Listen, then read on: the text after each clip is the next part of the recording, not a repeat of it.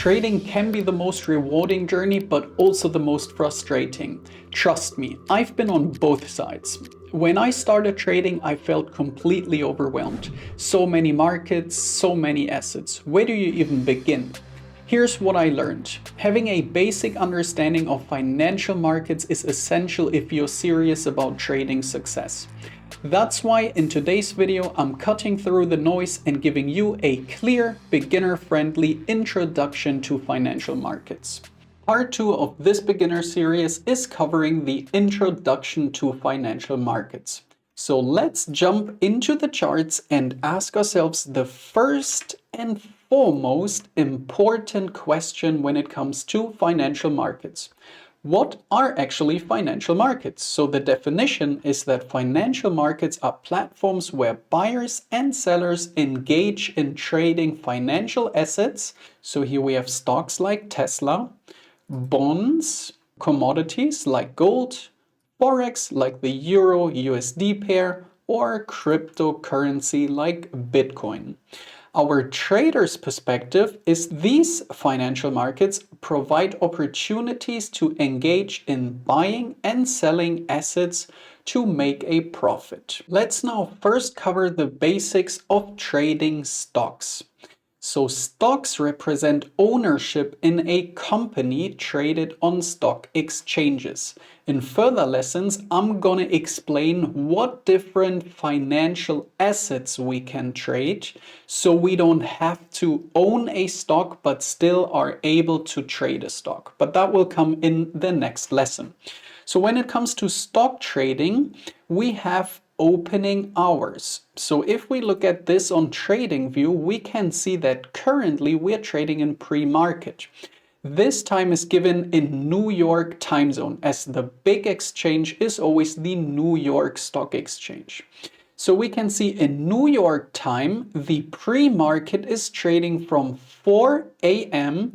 till 9:30 a.m. At 9:30 we will get the market open. So if you're in UK time, this will be at 9 a.m. UK time. This is where the pre-market trading starts, and we get the NY open, so New York open at 2:30 p.m. So the market will be open from 9:30 a.m. New York time till 4 p.m. New York time. Okay, and then we have a post-market, which is from 4 p.m. New York time till 8 p.m. UK time. And then we have the market closed. And then this process just repeats. So these times are not going to change, and it will be the same every single day unless we have a holiday in the US. So we can day trade stocks. That means capitalizing on opportunities that are presented in an intraday basis. We can also participate in swing trading. That means we increase the time frame we are looking at for taking trades and also holding trades. So if we're looking at swing trades, we want to get into a trade and hold that for a couple of days, maybe even weeks or months. The most local time frame or way of trading is scalp trading. So on the stock market, we can also capitalize on scalp trading. That means we are on the very low time frames and only aim to hold a trade for a couple of minutes, sometimes even seconds. As we already covered, as traders, our main or primary focus is always the technical analysis. So when it comes to stock trading, our primary focus is on volume analysis. We can just use some simple indicators on TradingView for the volume profile. This is something I will cover in further videos, but we can use volume analysis, simple technical analysis, tools like supply and demand zones, or we can simply look at price movements using market structure. So bonds are tradable debt securities issued by entities. Here we can see the 10-year T-note futures. Okay, so the market is, we have two market types. That is one, the primary versus the secondary markets. So the primary market is where bonds are issued and sold directly to investors, while the secondary market is where existing bonds are traded among investors. This is what we can see here. So at the same time, we can look at trading strategies, and that differs a little bit to trading stocks, cryptocurrencies, Forex, and all these types of stuff. So here, people are interested in interest rate speculation. That means profiting from changes in bond prices due to interest rate movements. That already suggests that as bond traders, we have to keep a primary focus on economic data releases. So another trading strategy is the yield curve analysis, and that means understanding the relationship between interest rate and different bond maturities to make informed trading decisions.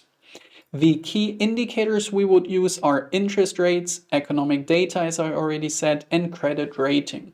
So for me, I'm already going to say that myself, I'm not too interested in trading bonds, but this is something one can do if interested in trading bonds. So the next thing is trading commodities. And one very popular example for this is trading gold futures. So when it comes to trading commodities, we have to look at the definition, and that is commodities are raw materials or primary products on exchanges. In this example, I'm looking at gold futures. By the way, this is just the asset I choose to trade when it comes to commodities like gold. In the next lesson, I'm going to cover the different assets to trade, so you will understand all the different assets we can trade and capitalize on as traders. When it comes to commodities, we can trade the spot market and futures. Okay, when it comes to spot, it means that we actually have ownership in the underlying commodity. So that means you can buy gold and keep it in a safe, for example. That would be owning the actual underlying asset, but you can also buy spot and keep that on an exchange. Okay, if you just buy a ETF of the gold, for example. Okay, or we can trade gold futures. That is my favorite asset to trade when it comes to gold trading. For trading strategies, we can think about futures trading. That has the lowest fees. We can look at options trading and also spread trading. A futures contract means that we have an agreement to buy or sell a commodity at a predetermined price at a specific time in the future. Options contracts give you the right but not the obligation to buy or sell a commodity. And spread trading refers to simultaneously buying and selling related commodities to profit from price differences, for example, on different exchanges. The key indicators for trading commodities are supply and demand factors, geopolitical events, and also weather patterns. Another market we can trade is the Forex market, and that is the largest financial market where we can buy and sell currencies like the euro against US dollar.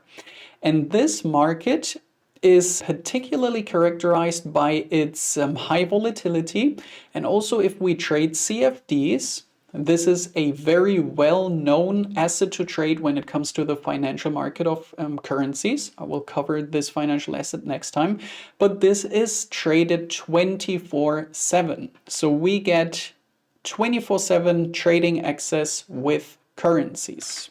And we have different trading sessions. So this is London session, New York session, and Tokyo session. So this will be the Asia session. This is very important to note when it comes to volume characteristics. So we always have to keep in mind that New York trades the highest amount of volume.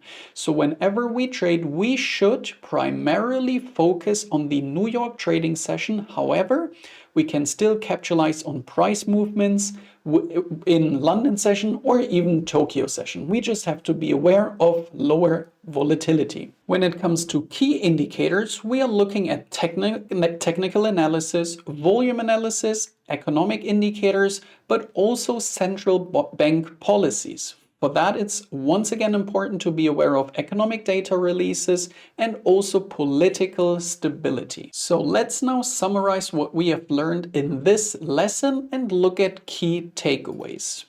So financial markets offer several instruments and assets to trade. For every personality type, there is a matching asset to trade. And that is what's so good about trading. No matter your time zone or your preference for whatever asset, you will find the right asset to trade. And that meets your criteria and your own personality. Trading each of these assets offers potential for significant profits, but requires a deep understanding of market dynamics and strategies. What I learned in my trading career is that this last part is so important. We have to understand market dynamics and also strategies, and that comes with time. So what I want to do with this series is break down what I have learned in my 5 years of experience and share with you the most important things that I've learned.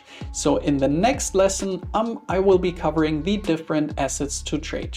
So see you in there, and I hope you enjoyed this video.